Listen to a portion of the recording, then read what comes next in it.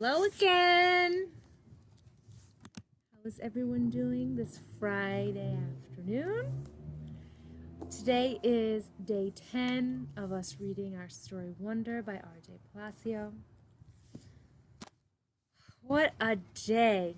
I have to say, I was so happy. I know I got to see some of you today, and it just made my heart happy.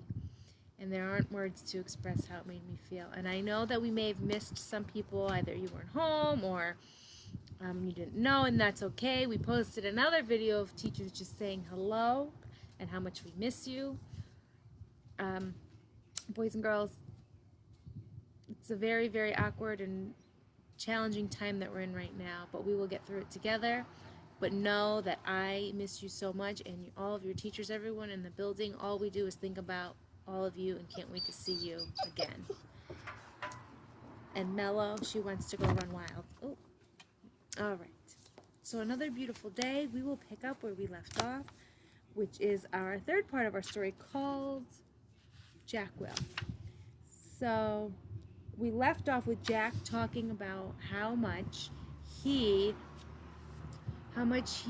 actually does like Augie. How at first it was because he was told he had to be his friend or be nice to him, but then he had some empathy for Augie and realized, if my brother, who was innocent about being so mean to him, can do that, then this kid wouldn't have a chance in middle school, right?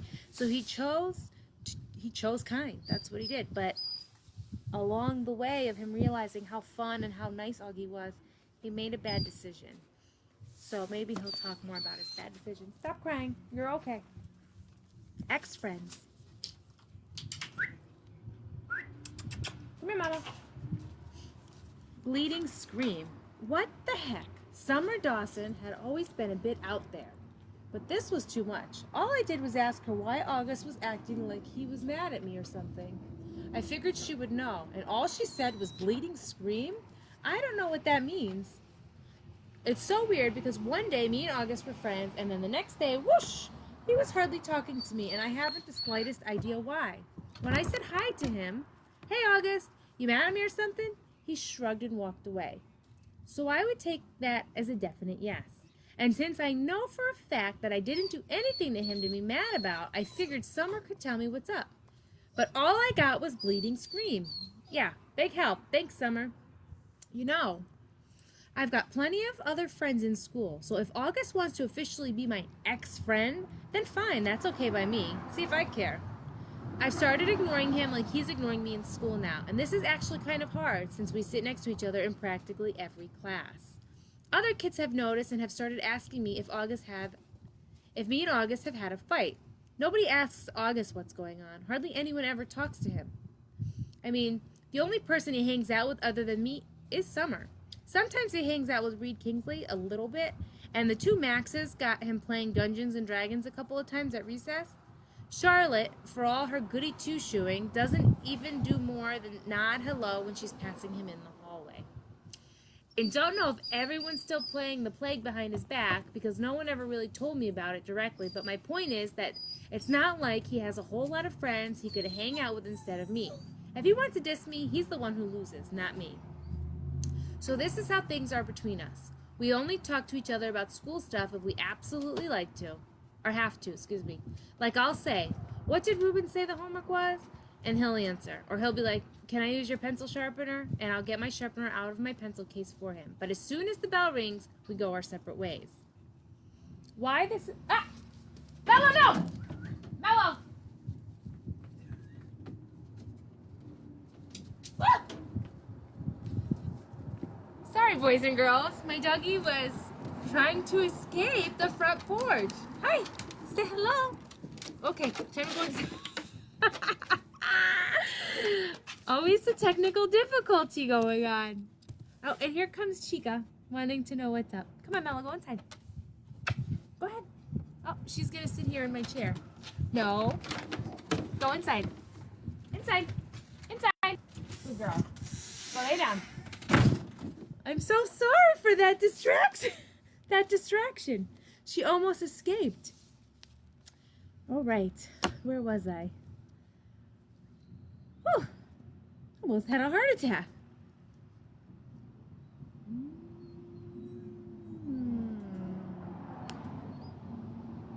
sorry.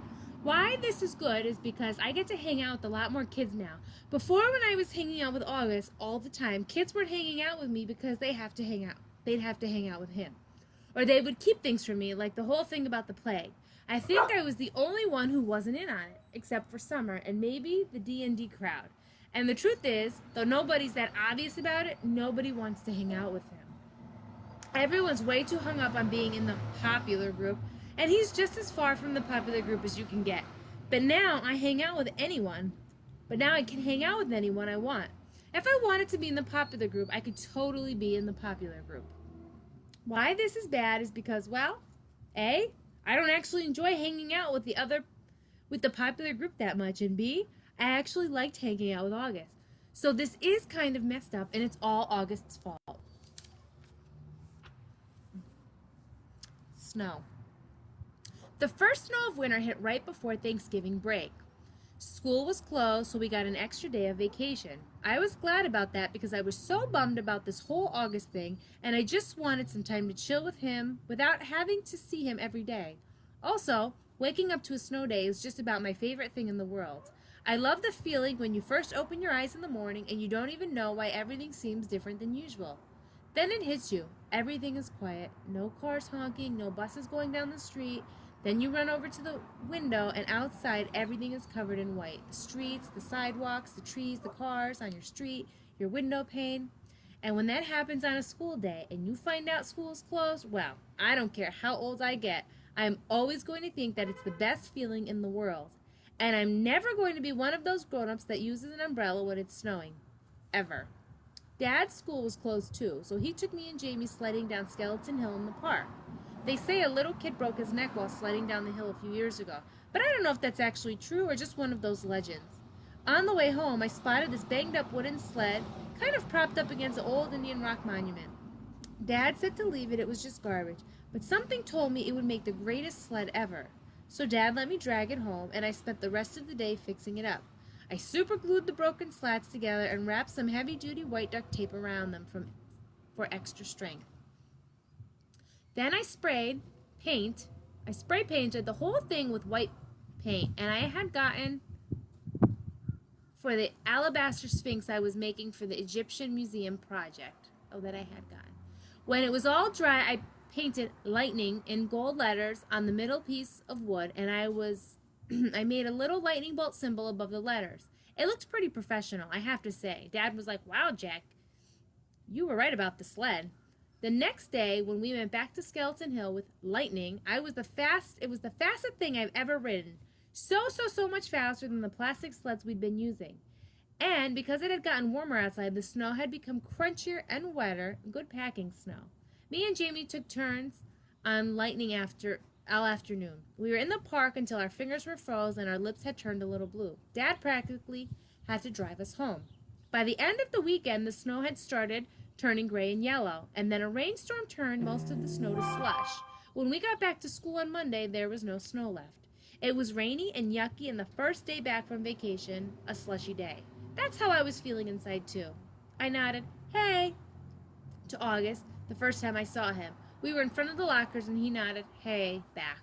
I wanted to tell him about lightning, but I didn't. Fortune favors the bold. Mr. Brown's December precept was fortune favors the bold. We were all supposed to write a paragraph about some time in our lives when we did something very brave and how because of it something good happened to us. I thought about this a lot, to be truthful. I had to say that I think the bravest thing I ever did was become friends with August. But I couldn't write about that, of course. I was afraid we'd have to read these out loud, or Mr. Brown would put them on a bulletin board like he does sometimes. So instead I wrote this lame thing about how I used to be afraid of the ocean when I was little, and it was dumb, but I couldn't think of anything else. I wonder what August wrote about. He probably had a lot of things to choose from. Private school. My parents are not rich. I say this because people sometimes think that everyone who goes to private school is rich, but that isn't true with us. Dad's a teacher and Mom's a social worker, which means they don't have those kind of jobs where people make gazillions of dollars. We used to have a car, but we sold it when Jamie started kindergarten at Beecher Prep. We don't live in a big townhouse or in one of those dormant buildings along the park. We live on the top of a floor of a 5-story walk-up we rent from an old lady named Doña Petra. all the way on the other side of Broadway.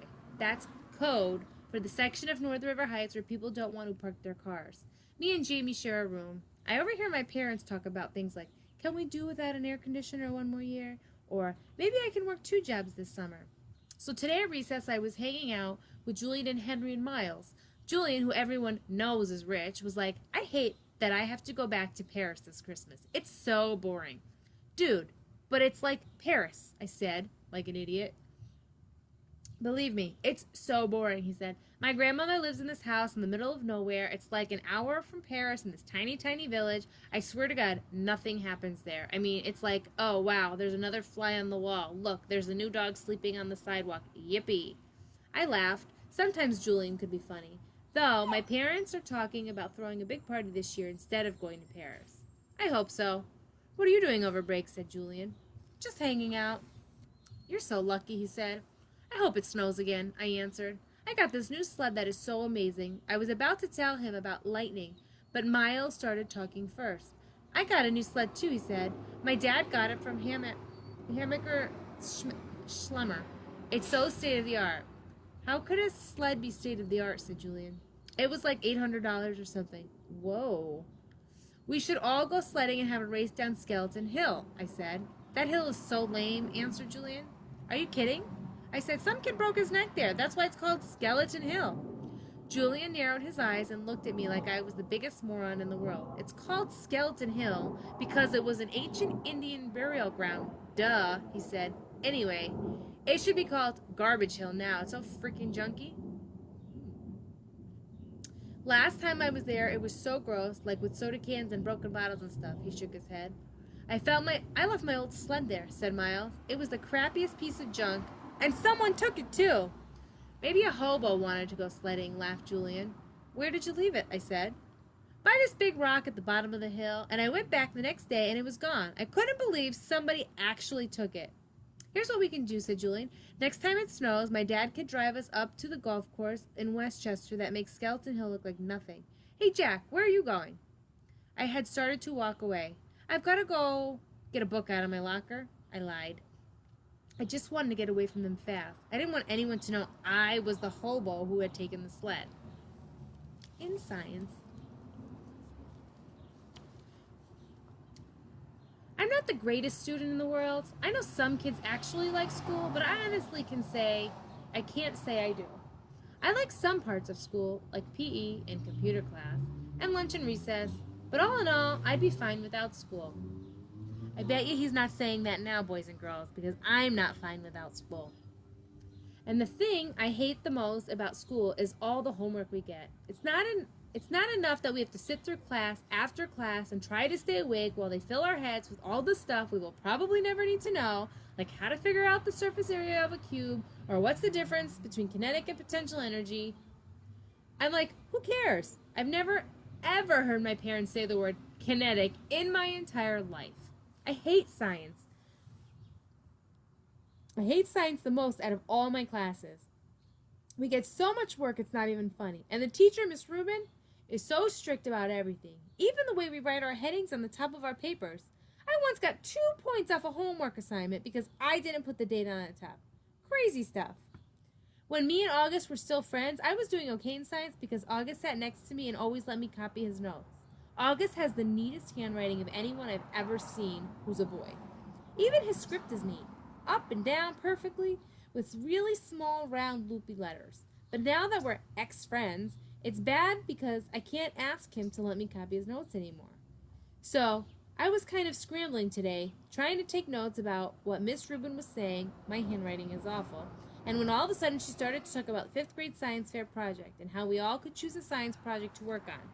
And while she was saying this, I was thinking, we just finished the freaking I don't like that word. We just finished the stinking Egypt project. Now we have to start a whole new thing. And then in my head I was going, oh no, like that kid in Home Alone, with his mouth hanging open and his hand on his face. Kind of like this. Oh no! That was the face I was making on the inside, and then I thought of those pictures of melting ghost faces I've seen somewhere with their mouths open wide and they're screaming.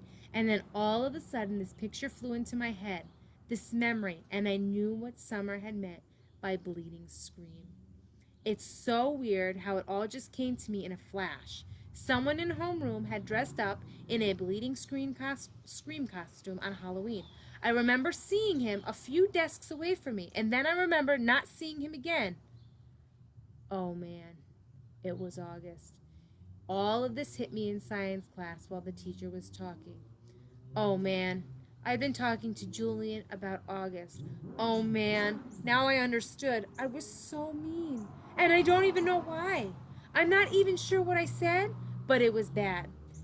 It was only a minute or two.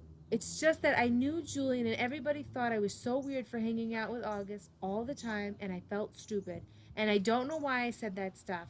I was just going along. I was stupid. I am stupid. Oh God. He was supposed to come as Boba Fett. I would never have said that stuff in front of Boba Fett. But that was him. That bleeding scream sitting at the desk looking over at us. That long white mask with the fake squirting blood, the mouth open wide, like the ghoul was crying. That was him. I felt like I was going to puke.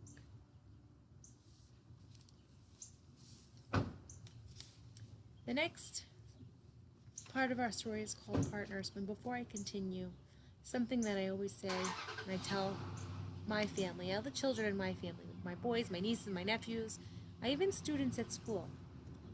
The most important decisions you make are the ones you make when you think no one is watching, or when you don't think grown-ups are watching, or someone whose feelings you would hurt like August.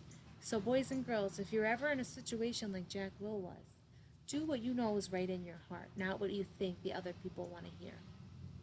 Partners, sorry for my distraction. I didn't hear a word of what Miss Rubin was saying after that. Blah, blah, blah. Science fair projects, blah, blah, blah. Partners, blah, blah, blah. I was like the way grown-ups talk in Charlie Brown movies, like someone talking underwater. Then all of a sudden, Miss Rubin started pointing to kids around the class. Reed and Tristan, Maya and Max, Charlotte Jimena, August and Jack. She pointed to us when she said this. Miles and Amos, Julian and Henry, Savannah, and I didn't hear the rest. Huh? I said. The bell rang. So don't forget to get together with your partner to choose a project from your list, said Miss Rubin.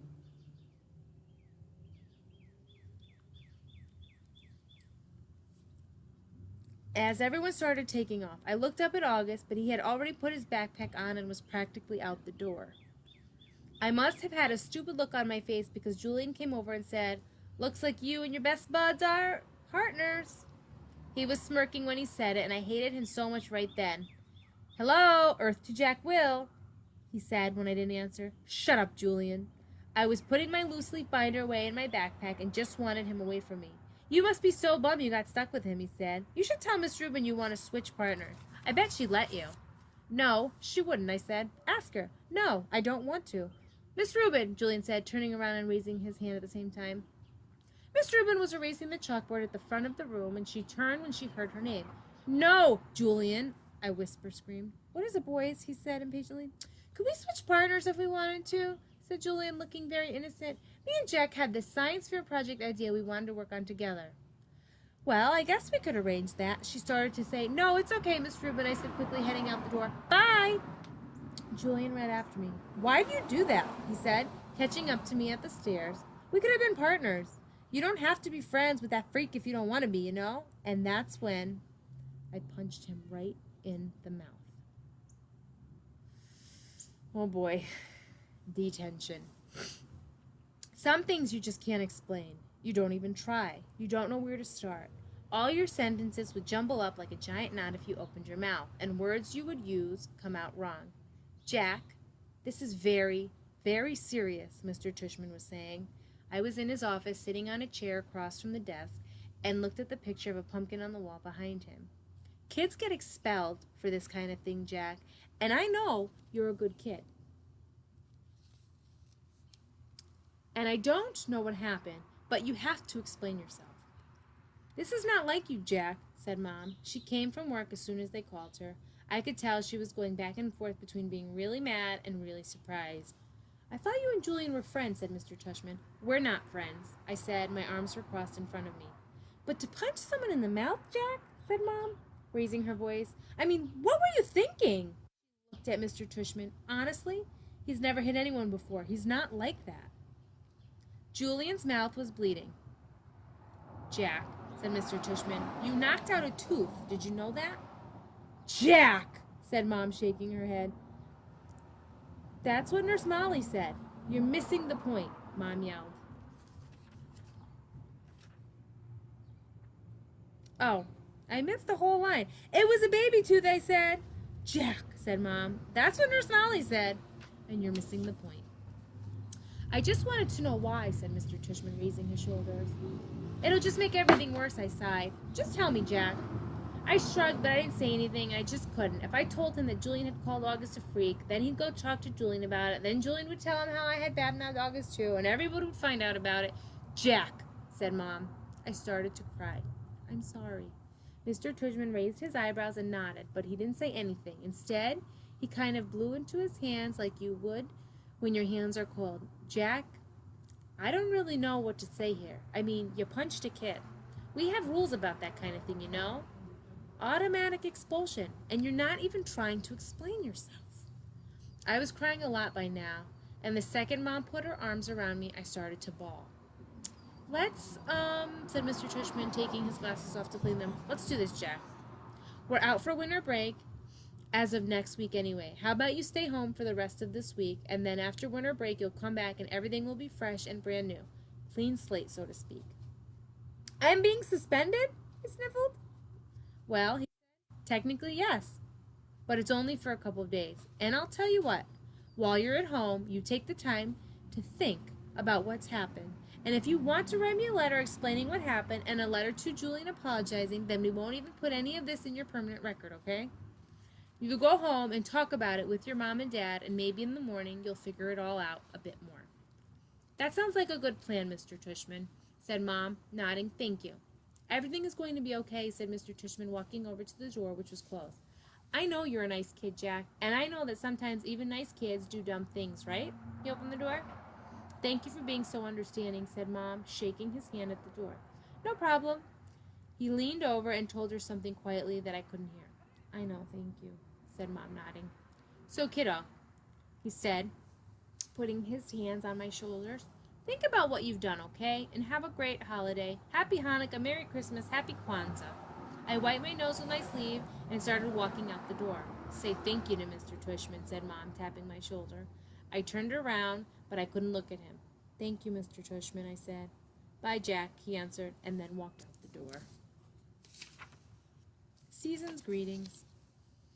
Weirdly enough, when we got back home and Mom brought in the mail, there were holiday cards from Julian's family and August's family. Julian's holiday card was a picture of Julian wearing a tie, looking like he was about to go to the opera or something. August's card was of a cute old dog wearing reindeer antlers, a red nose, and red booties. There was a cartoon bubble above the dog's head that read, Ho, ho, ho, on the inside of the card. To the Will family, peace on earth. Love, Nate, Isabella, Olivia, August, and Daisy.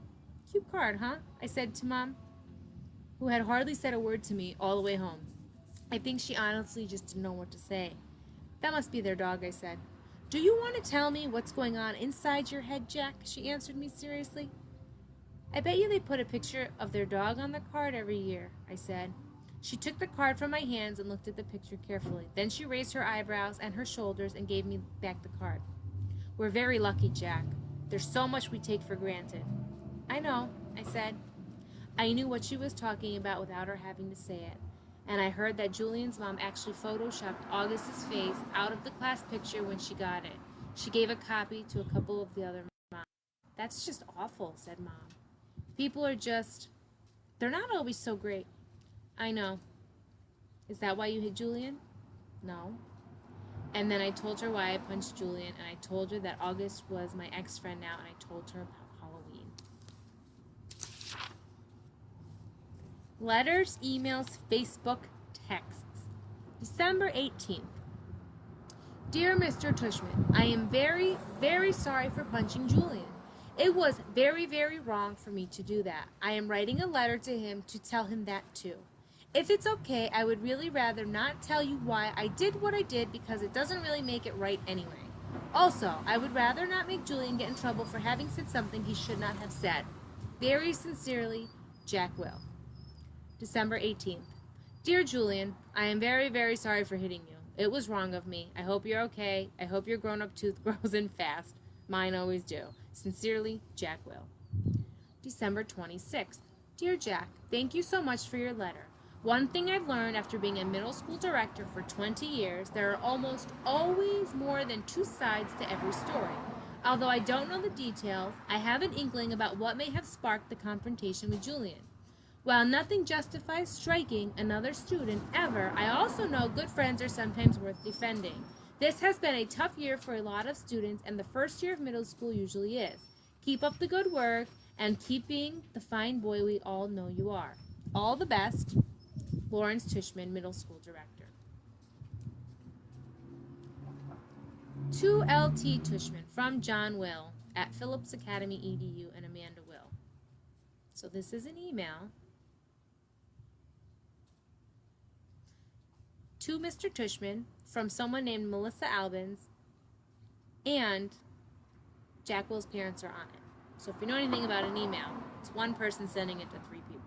Dear Mr. Tishman, I spoke with Amanda and John Will yesterday, and they expressed their regrets at Jack having punched our son Julian in the mouth. I am writing to let you know that my husband and I support your decision to allow Jack to return to Beecher Prep after a 2-day suspension. Although I think hitting a child would be a valid grounds of expulsion in other schools, I agree such extreme measures aren't warranted here. We have known the Will family since our boys were in kindergarten and are confident that every measure will be taken to ensure this doesn't happen again.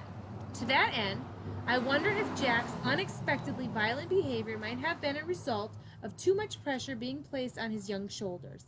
I am speaking specifically of the new child with special needs who both Jack and Julian were asked to befriend. In retrospect, and having now seen the child in question at various school functions and in the class pictures, I think it may have been too much to ask of our children to be able to process all that. Certainly, when Julian mentioned he was having a hard time befriending the boy, we told him he was off the hook in that regard. We think the transition to middle school is hard enough without having to place great burdens or hardships on these young, impressionable minds. I should also mention that as a member of the school board, I was a little disturbed that more consideration was not given during this child's application process to the fact that Beecher Prep is not an inclusion school. There are many parents, myself included, who question the decision to let this child into our school at all. At the very least, I am somewhat troubled that this child was not held to the same stringent application standards, i.e. an interview, that the rest of the incoming middle schoolers were. Best, Melissa Perper Albans. Remember earlier the expression that we heard in the book, the apple doesn't fall far from the tree? Maybe Julian acts the way he does because of his mom. Did you hear the way she spoke about poor Augie, who can't help how he is? This is the response from Mr. Tishman. Dear Mrs. Albans, thank you for emailing your email outlining your concerns. Were I not convinced that Jack Will is extremely sorry for his actions, and were I not confident that he would not repeat those actions, rest assured that I would not be allowing him to be returned to Beecher Prep. As for your concerns regarding our new student, August, please note that he does not have special needs. He is neither disabled, handicapped, nor developmentally delayed in any way, so there was no reason to assume anyone would take issue with his admittance to Beecher Prep, whether it's an inclusion school or not. In terms of the application process, the admissions director and I both felt it within our right to hold the interview off-site at August's home for reasons that are obvious. We felt that this slight break in protocol was warranted, but in no way prejudicial in one way or another, to the application review. August is an extremely good student and has secured the friendship of some truly exceptional young people, including Jack Will. At the beginning of the school year, when I enlisted certain children to be a welcoming committee to August, I did so as a way of easing his transition into a school environment. I did not think asking these children to be especially kind to a new student would place any extra burdens or hardships on them. In fact, I thought it would teach them a thing or two about empathy and friendship and loyalty.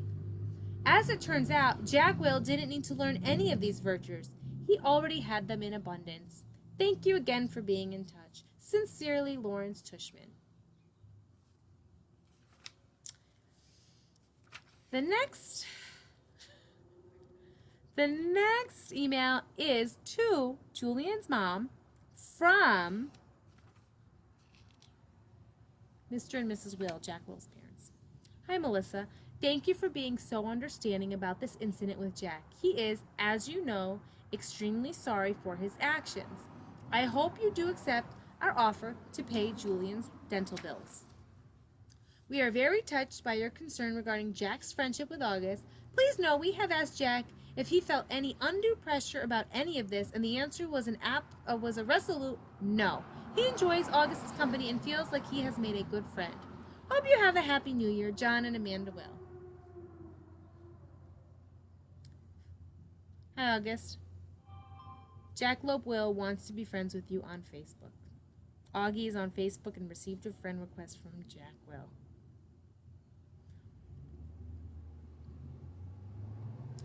To augiedoggiepullman@email.com. Subject, sorry. Message, hey August, it's me, Jack Will. I noticed I'm not on your friends list anymore. Hope you friend me again because I'm really sorry. I just wanted to say that, and sorry, I know why you're mad at me now, and I'm sorry I didn't mean the stuff I said. I was stupid. I hope you can forgive me. Hope we can be friends again. Jack. One new text message from August, December 31st.